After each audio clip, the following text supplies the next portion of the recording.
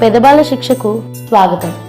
मुदाकरात्तमोदकं सदा विमुक्तिसाधकं कलाधरावतंसकं विलासिलोकरक्षकम्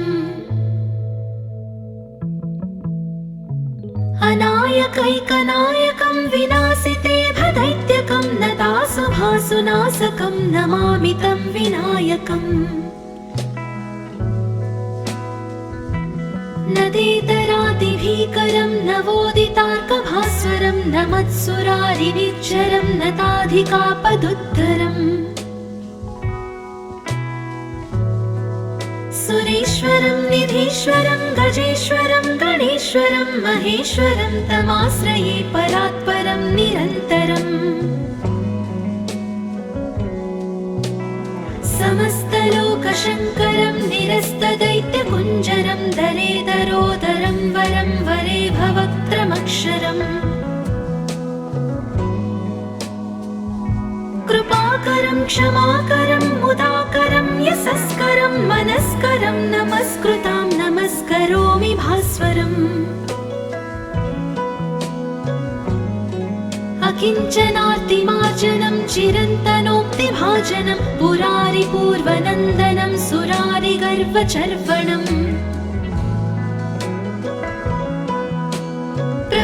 प्रपञ्चनासभीषणं धनञ्जयादिभूषणं कपोलदानवारणं भजे पुराणवारणम्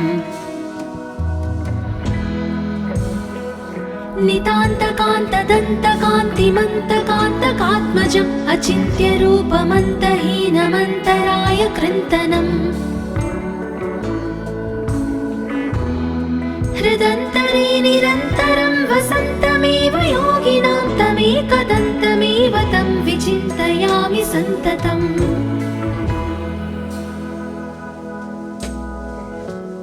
महागणेश पञ्चरत्नमादरेण योऽन्वहं प्रजल्पति प्रभातके हृदि स्मरन् गणेश्वरम् अरोगतामदोषतां सुसाहितिं सुपुत्रतां समाहितायुरष्टभूतिमभ्युपैति सोच्चिरात् मुदाकरात्तमोदकं सदा विमुक्तिसाधकं कलाधरावतंसकं विलासिलोकरक्षकम् अनायकैकनायकं विनाशिते भदैत्यकं नतासुभासुनाशकं नमामि तं विनायकम् नदेतरादिभीकरं नवोदितार्कभास्वरं नमत्सुरारिनिच्चरं नताधिकापदुत्तरम् सुरेश्वरं निधीश्वरं गजेश्वरं गणेश्वरं महेश्वरं तमाश्रये परात्परं निरन्तरम् समस्तलोकशङ्करं निरस्तदैत्यकुञ्जरं दरेदरोदरं वरं वरे भवक्त्रमक्षरम् कृपाकरं क्षमाकरं मुदाकरं यशस्करं मनस्करं नमस्कृतां नमस्करोमि भास्वरम् अकिञ्चनार्तिमार्जनं चिरन्तनोक्तिभाजनं पुरारिपूर्वनन्दनं सुरारिगर्वचर्वणम् प्रपञ्चनासभीषणं धनञ्जयादिभूषणं कपोलदानवारणं भजे पुराणवारणम् नितान्तकान्तदन्तकान्तिमन्तकान्तकात्मजम् अचिन्त्यरूपमन्तहीनमन्तराय कृन्तनम् हृदन्तरे निरन्तरं वसन्तमेव योगिनां तमेकदन्तमेव तं विचिन्तयामि सन्ततम्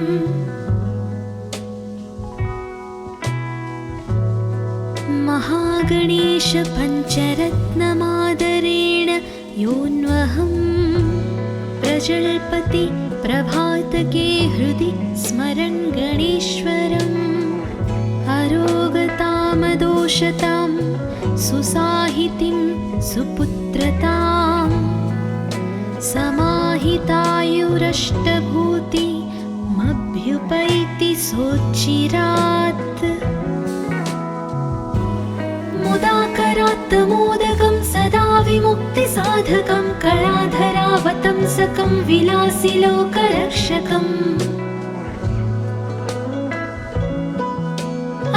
अनायकैकनायकं विनाशिते भदैत्यकं नतासुभासुनाशकं नमामि तं विनायकम् नदेतरातिभीकरं नवोदितार्कभास्वरं नमत्सुरारिनिच्चरं नताधिकापदुद्धरम् सुरेश्वरं निधीश्वरं गजेश्वरं गणेश्वरं महेश्वरं तमाश्रये परात्परं निरन्तरम् समस्तलोकशङ्करं निरस्तदैत्यकुञ्जरं दरेदरोदरं वरं वरे भवक्त्रमक्षरम् कृपाकरं क्षमाकरं मुदाकरं यशस्करं मनस्करं नमस्कृतां नमस्करोमि भास्वरम् अकिञ्चनार्तिमार्जनं चिरन्तनोक्तिभाजनं पुरारिपूर्वनन्दनं सुरारिगर्वचर्वणम् प्रपञ्चनाशभीषणं धनञ्जयादिभूषणं कपोलदानवारणं भजे पुराणवारणम्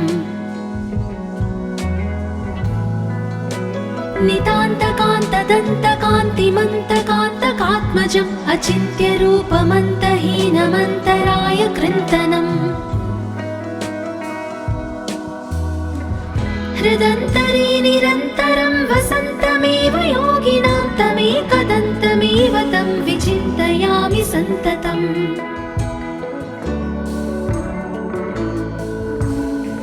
महागणेश पञ्चरत्नमादरेण योऽन्वहं प्रजल्पति प्रभातके हृदि स्मरन् गणेश्वरम् अरोगतामदोषतां सुसाहितिं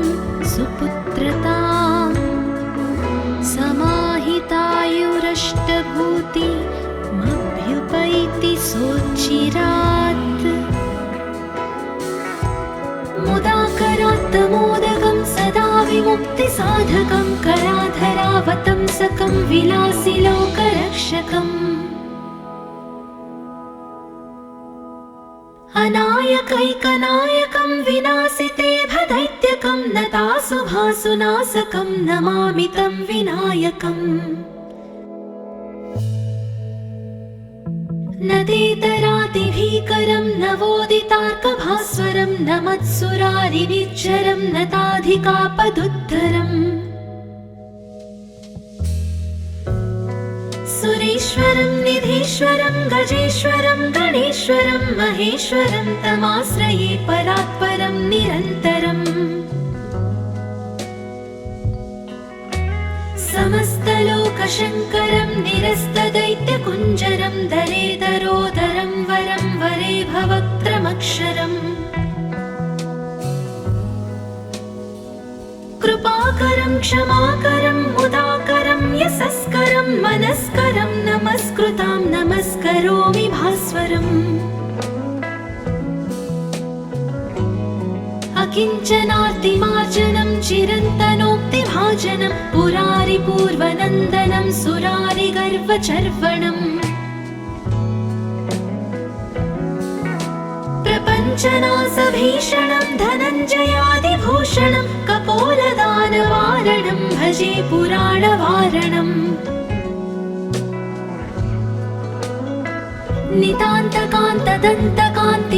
नितान्तकान्तदन्तकान्तिमन्तकान्तकात्मजम् अचिन्त्यरूपमन्तहीनमन्तराय कृन्तनम्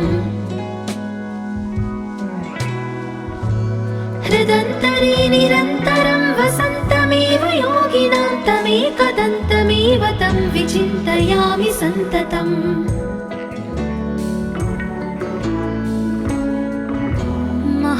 महागणेश पञ्चरत्नमादरेण योऽन्वहं प्रजल्पति प्रभातके हृदि स्मरन् गणेश्वरम् अरोगतामदोषतां सुसाहितिं सुपुत्रताम् समाहितायुरष्टभूतिमभ्युपैति सोच्चिरात् मुदाकरात्तमोदकं सदा विमुक्तिसाधकं कलाधरावतंसकं विलासिलोकरक्षकम् अनायकैकनायकं विनाशिते भदैत्यकं नतासुभासुनाशकं नमामि तं विनायकम् नदेतरातिभीकरं नवोदितार्कभास्वरं नमत्सुरारिनिच्चरं नताधिकापदुत्तरम् सुरेश्वरं निधीश्वरं गजेश्वरं गणेश्वरं महेश्वरं तमाश्रये परात्परं निरन्तरम् समस्तलोकशङ्करं निरस्तदैत्यकुञ्जरं दरेदरोदरं वरं वरे भवक्त्रमक्षरम् कृपाकरं क्षमाकरं मुदाकरं यशस्करं मनस्करं नमस्कृतां नमस्करोमि भास्वरम् अकिञ्चनार्तिमार्जनं चिरन्तनोक्तिभाजनं पुरारिपूर्वनन्दनं सुरारिगर्वचर्वणम् प्रपञ्चनाशभीषणं धनञ्जयादिभूषणं कपोलदानवारणं भजे पुराणवारणम्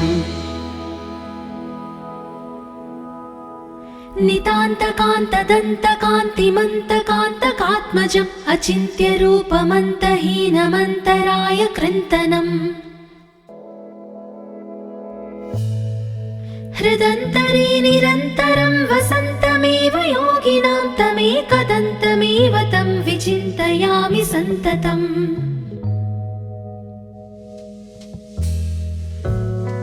महागणेश पञ्चरत्नमादरेण योऽन्वहं प्रजल्पति प्रभातके हृदि स्मरन् गणेश्वरम् अरोगतामदोषतां सुसाहितिं सुपुत्रताम् समाहितायुरष्टभूतिमभ्युपैति सोच्चिरात् मुदाकरात्तमोदकं सदा विमुक्तिसाधकं कलाधरावतंसकं विलासिलोकरक्षकम् अनायकैकनायकं विनाशिते भदैत्यकं नतासुभासुनाशकं नमामि तं विनायकम् नदेतरातिभीकरं नवोदितार्कभास्वरं नमत्सुरारिनिच्चरं नताधिकापदुत्तरम् सुरेश्वरं निधीश्वरं गजेश्वरं गणेश्वरं महेश्वरं तमाश्रये परात्परं निरन्तरम् समस्तलोकशङ्करं निरस्तदैत्यकुञ्जरं दरेदरोदरं वरं वरे भवक्त्रमक्षरम् कृपाकरं क्षमाकरं मुदाकरं यशस्करं मनस्करं नमस्कृतां नमस्करोमि भास्वरम् अकिञ्चनार्तिमार्जनं चिरन्तनोक्तिभाजनं पुरारिपूर्वनन्दनं सुरारिगर्वचर्वणम् प्रपञ्चनाशभीषणं धनञ्जयादिभूषणं कपोलदानवारणं भजे पुराणवारणम्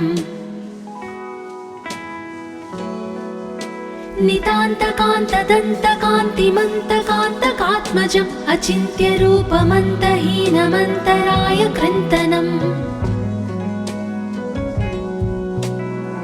हृदन्त सन्ततमेव योगिनां तमेकदन्तमेव तं विचिन्तयामि सन्ततम्।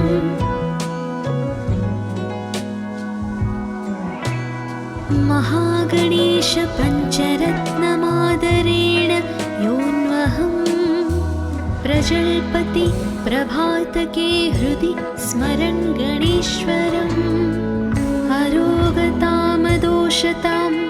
सुसाहितिं सुपुत्रतां समाहितायुरष्टभूतिमभ्युपैति सोच्चिरात्। मुदाकरात्तमोदकं सदा विमुक्तिसाधकं कलाधरावतंसकं विलासिलोकरक्षकम्। अनायकैकनायकं विनाशिते भदैत्यकं नतासुभासुनाशकं नमामि तं विनायकम्।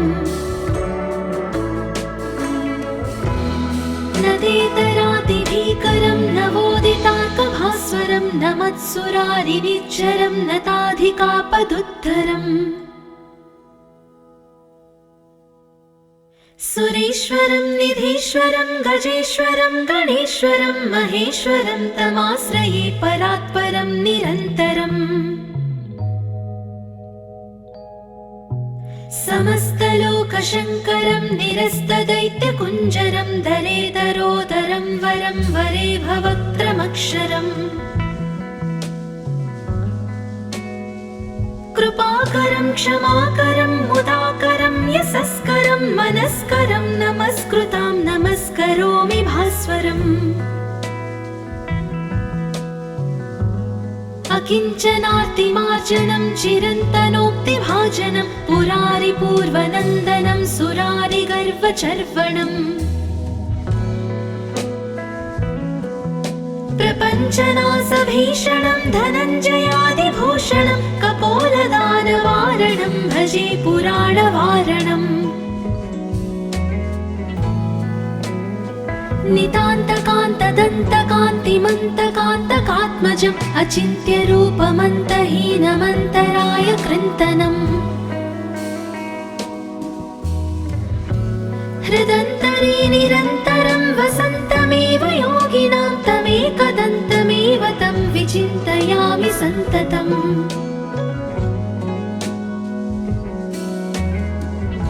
महागणेश पञ्चरत्नमादरेण योऽन्वहं प्रजल्पति प्रभातके हृदि स्मरन् गणेश्वरम्। अरोगतामदोषतां सुसाहितिं सुपुत्रतां समाहितायुरष्टभूतिमभ्युपैति सोच्चिरात्। मुदाकरात्तमोदकं सदा विमुक्तिसाधकं कलाधरावतंसकं विलासिलोकरक्षकम्। अनायकैकनायकं विनाशिते भदैत्यकं नतासुभासुनाशकं नमामि तं विनायकम्। नदेतरातिभीकरं नवोदितार्कभास्वरं नमत्सुरारिनिच्चरं नताधिकापदुद्धरम्।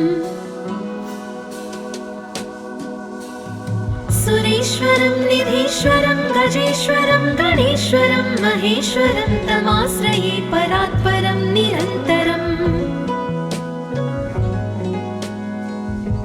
समस्तलोकशङ्करं निरस्तदैत्यकुञ्जरं दरेदरोदरं वरं वरे भवक्त्रमक्षरम्।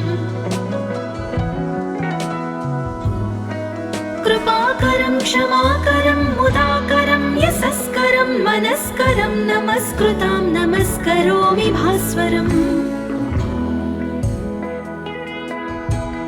अकिञ्चनार्तिमार्जनं चिरन्तनोक्तिभाजनं पुरारिपूर्वनन्दनं सुरारिगर्वचर्वणम्।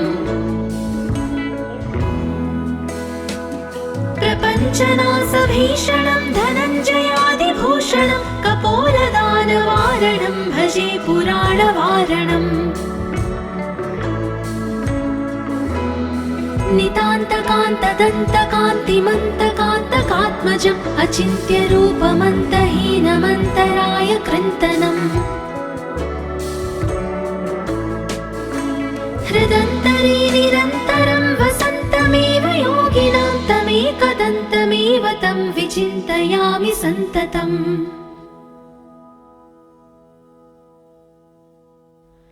महागणेश पञ्चरत्नमादरेण योऽन्वहं प्रजल्पति प्रभातके हृदि स्मरन् गणेश्वरम् अरोगतामदोषतां सुसाहितिं सुपुत्रतां समाहितायुरष्टभूतिमभ्युपैति सोच्चिरात् मुदाकरात्तमोदकं सदा विमुक्तिसाधकं कलाधरावतंसकं विलासिलोकरक्षकम् अनायकैकनायकं विनाशिते भदैत्यकं नतासुभासुनाशकं नमामि तं विनायकम्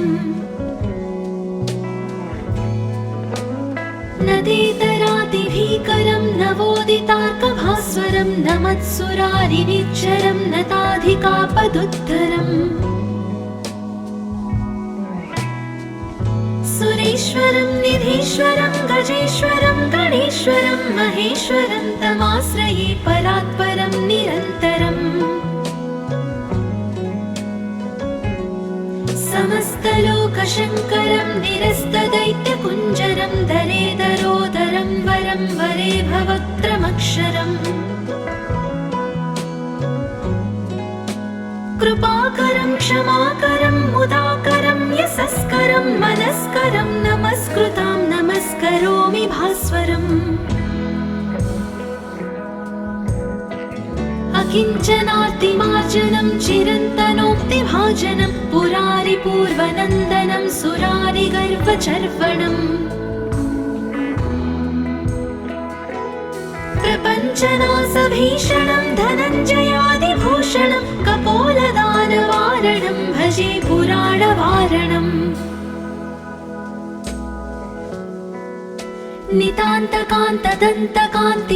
नितान्तकान्तदन्तकान्तिमन्तकान्तकात्मजम् अचिन्त्यरूपमन्तहीनमन्तराय कृन्तनम् हृदन्तरे निरन्तरं वसन्तमेव योगिनां तमेकदन्तमेव तं विचिन्तयामि सन्ततम्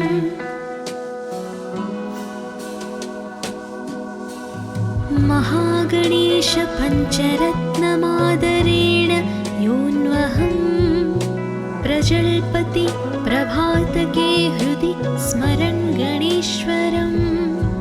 अरोगतामदोषतां सुसाहितिं सुपुत्रतां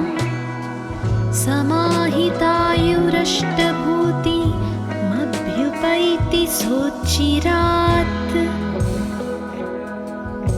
मुदाकरात्तमोदकं सदा विमुक्तिसाधकं कलाधरावतंसकं विलासिलोकरक्षकम्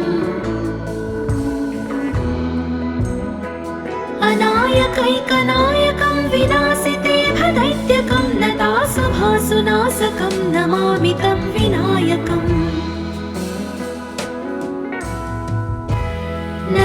नदेतरातिभीकरं नवोदितार्कभास्वरं नमत्सुरारिनिच्चरं नताधिकापदुत्तरम्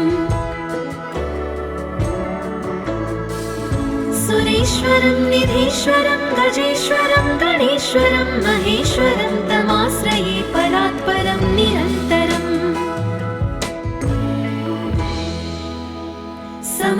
समस्तलोकशङ्करं निरस्तदैत्यकुञ्जरं दरेदरोदरं वरं वरे भवक्त्रमक्षरम्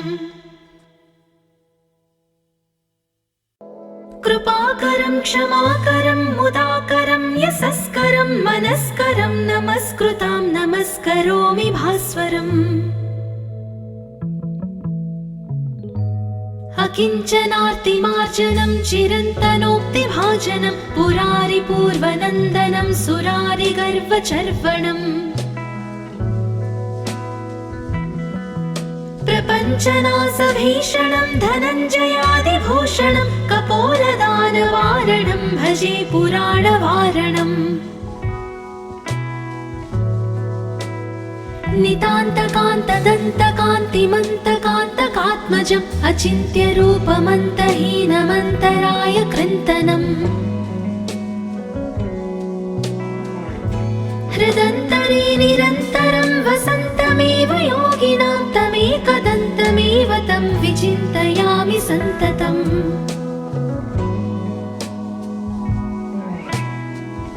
महागणेश पञ्चरत्नमादरेण योऽन्वहं प्रजल्पति प्रभातके हृदि स्मरन् गणेश्वरम् अरोगतामदोषतां सुसाहितिं सुपुत्रतां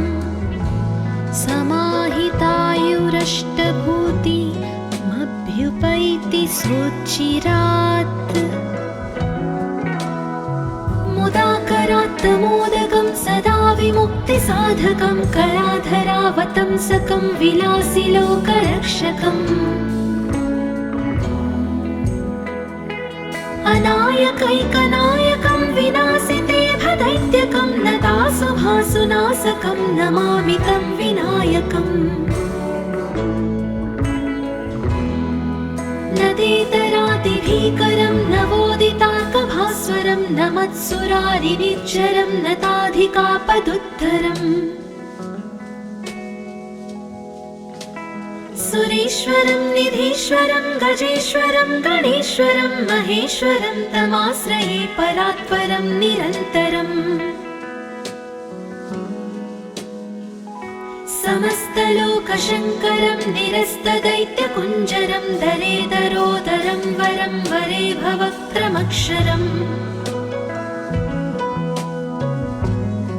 कृपाकरं क्षमाकरं मुदाकरं यशस्करं मनस्करं नमस्कृतां नमस्करोमि भास्वरम्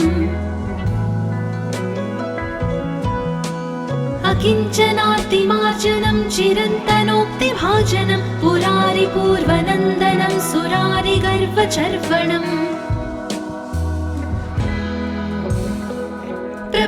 प्रपञ्चनासभीषणं धनञ्जयादिभूषणं कपोलदानवारणं भजे पुराणवारणम्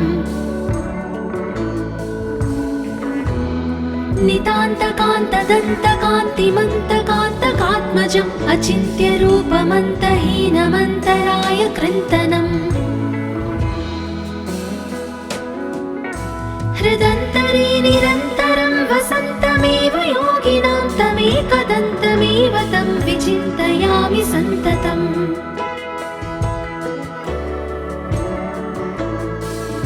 महागणेश पञ्चरत्नमादरेण योऽन्वहं प्रजल्पति प्रभातके हृदि स्मरन् गणेश्वरम् अरोगतामदोषतां सुसाहितिं सुपुत्रतां समाहितायुरष्टभूतिमभ्युपैति सोच्चिरात् मुदाकरात्तमोदकं सदा विमुक्तिसाधकं कलाधरावतंसकं विलासिलोकरक्षकम् अनायकैकनायकं विनाशिते भदैत्यकं नतासुभासुनाशकं नमामि तं विनायकम् नदेतरातिभीकरं नवोदितार्कभास्वरं नमत्सुरारिनिच्चरं नताधिकापदुद्धरम् सुरेश्वरं निधीश्वरं गजेश्वरं गणेश्वरं महेश्वरं तमाश्रये परात्परं निरन्तरम्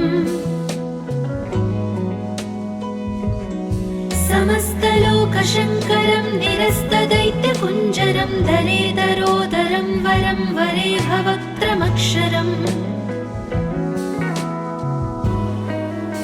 कृपाकरं क्षमाकरं मुदाकरं यशस्करं मनस्करं नमस्कृतां नमस्करोमि भास्वरम्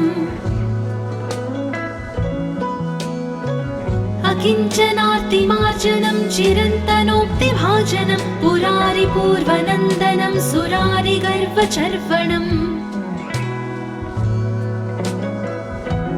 प्रपञ्चनासभीषणं धनञ्जयादिभूषणं कपोलदानवारणं भजे पुराणवारणम्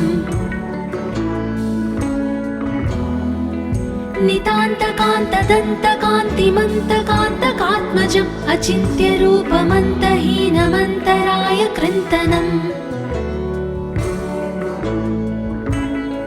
हृदन्तरे निरन्तरं वसन्तमेव योगिनां तमेकदन्तमेव तं विचिन्तयामि सन्ततम्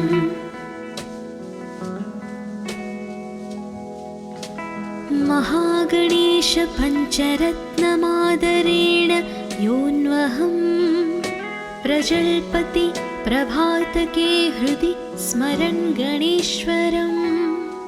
अरोगतामदोषतां सुसाहितिं सुपुत्रतां समाहितायुरष्टभूतिमभ्युपैति सोच्चिरात्